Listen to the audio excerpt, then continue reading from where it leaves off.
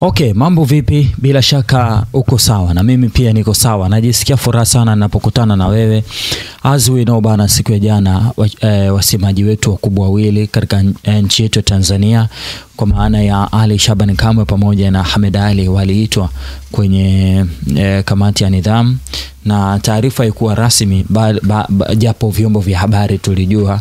Hakuna sehemu yoyote ambayo TFF pamoja na bodi ya ligi kuu Tanzania bara walipotoa taarifa ya kwamba hawa jamaa wameitwa kwenye kamati kwa sababu 1, 2, 3. Na hata ukisoma taarifa ya bodi ya ligi kuu Tanzania bara ya kupitia mwenendo wa ligi kuu Tanzania bara, hakuna sehemu yoyote ambao walizungumza kinagaubaga kwamba wasemaji 1, 2, 3 wameitwa kwenye kamati ya sheria na nidhamu. Hakuna sehemu yoyote ambayo ilizungumzwa.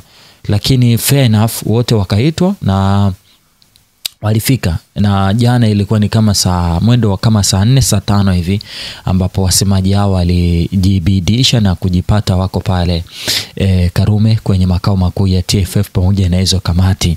Na hatujui ni nini kilichoendelea kwa sababu pia haikuwekwa officially na vyombo vya habari havikuweza kupewa taarifa. Lakini mara baada ya kusikiliza ile kesi jinsi ilivyoendelea, hao jamaa walitoka mbele ya vyombo vya habari, na hawakutoka, vyombo vya habari viliamua kuwafuata na kuwauliza bana, ni nini ambacho kimezungumzwa huko ndani, mlikuwa na shida gani? Kusema la kweli hakuna hata mmoja ambaye amezungumza kwenye ile eneo.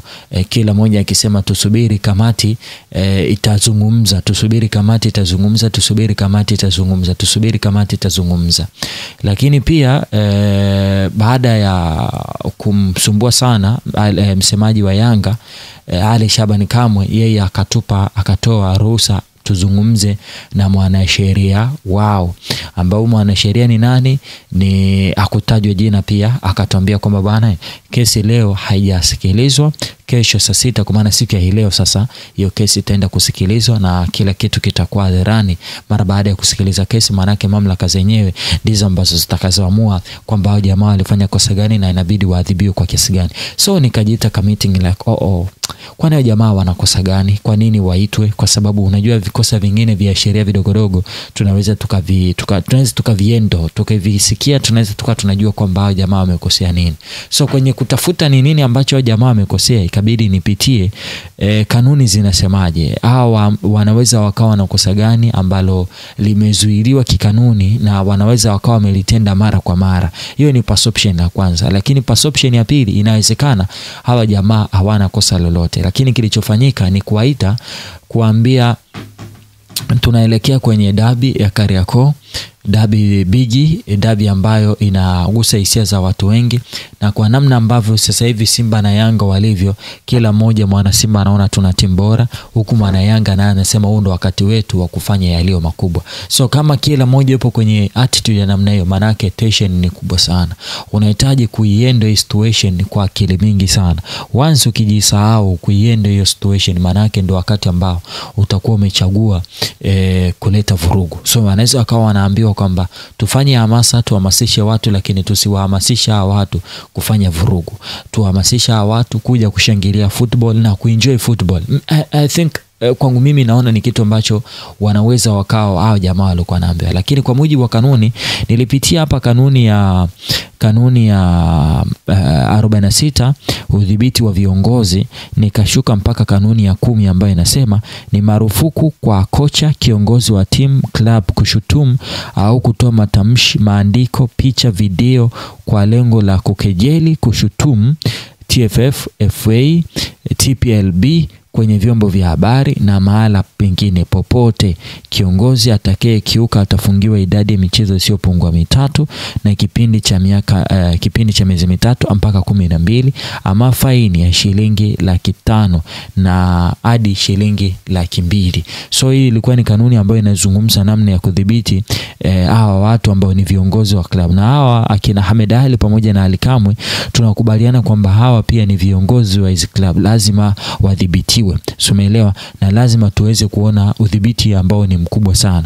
So katika mazingira haya nadhani kama kutakuwa na kosa ambalo hao jamaa wamelifanya ni kwenye haya maeneo, kwa sababu kupitia vyombo vya habari, kupitia mitandao yao ya kijamii wamekuwa kiweka wazi baadhi ya hisia na vitu ambavyo kwao wanaviona hivyo vitu havijakaa sawa, vinahitaji kufanya marekebisho.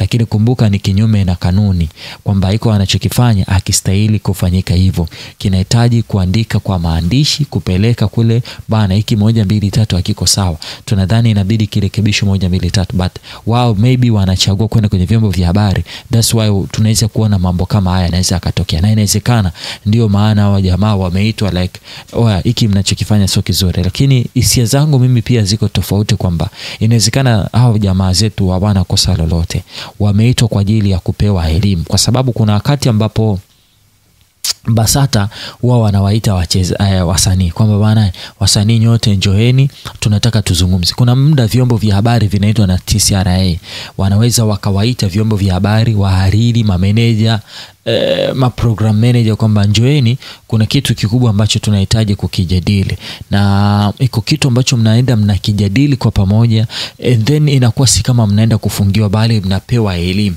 Tunaelekea katika mchezo wa dabi ambao mimi naamini una tension kubwa sana, na hawa wasemaji wetu wana nafasi kubwa sana ya kututengenezea dabi ambayo ni bora au dabi ambayo si bora, ikiwa wataweza kuwahamasisha watu kuwa watulivu, kwenda kutazama mechi, wasiende na matokeo yao mfukoni, wasihamasishe vurugu, maana ni kitu kizuri ambacho tunakipenda. Lakini kama watakuwa na maneno ya lazima tushinde, tusikubali, tukiona labda kitu fulani kinatokea tuzuie, tunaelewa zile. So zile zinaweza zikazi na viashiria vya hatari, na vinyo vya wasemaji ni vinyo vya club, na hawa ni watu ambao sasa hivi wanaaminika kwa kiasi kikubwa. Yani kama kuna mtu ambaye kwenye ligi kuu Tanzania bara anaaminika, basi ni msemaji wa hizi club.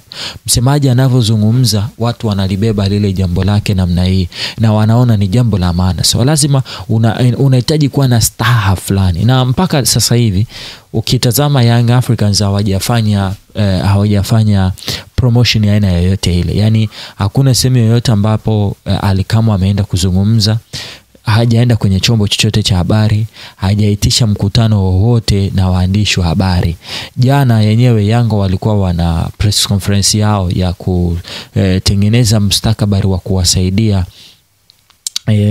watoto fulani ambao wanazaliwa na shida fulani, lakini Ali Kamwe hakuepo. Paka sasa hivi hawajatangaza kufanya hizo tunasemaga press conference kuelekea kwenye mchezo, hapana. Wameamua tu mechi yenyewe ijiuze. Kwangu mimi sometimes naona ni kitu safi kwamba watu tujibidishe, tunaweza fanya bila kuhamasishwa, na sometimes wanaweza wakawa wanaangalia okay, let's say tusipowahamasisha hao jamaa inakuaje. So wanaweza wakawa wameitwa kwenye muktadha huo kwamba tutengeneze mazingira ambayo dabi haitokuwa hatari na haitokuwa hatarishi. Kila mmoja atakayeenda kutazama dabi atakuwa ana enjoy. So leo ni siku ambayo kesi itaenda kusikilizwa once again, na naamini after kusikilizwa tuna majibu makubwa sana ya kujibu. Je, hawa jamaa wamekosea nini? Na nitakuja hapa kukujibu. Nimejaribu kutuko kupitisha kwenye kanuni ninachosema ili tuweze kupata picture ya kwamba hao jamaa wanaweza wakawa wameitwa kwa mlengo huu. Mimi naitwa Almancho Simon Faskenyasa. Asante na bye bye.